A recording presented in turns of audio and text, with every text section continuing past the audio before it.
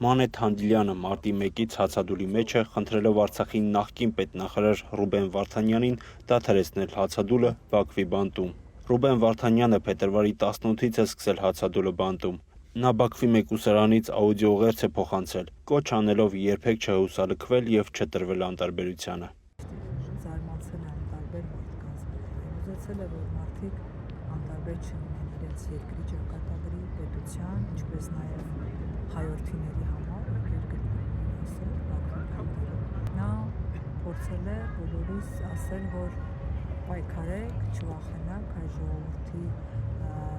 լավագույն ապագան գալու է եւ մենք բոլորս դա տեսնելու ենք։ Անկամ այս ուղերձից հետո էլի չեք պատրաստվում դուրս գալ, չեք ուզում հացադուլ դադարեցնել։ Այս ուղերձից հետո առավել եւս եմ նրան խնդրում դադարեցնել, որովհետեւ ահա մարդիկ տեսնում են իրեն, ինչպիսին է ինքը եւ ինչ հայրենի է այնտեղ։ Հասկանում եք, թող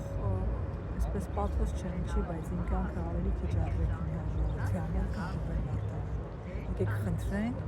որ նա դուրս գա հացադուլից։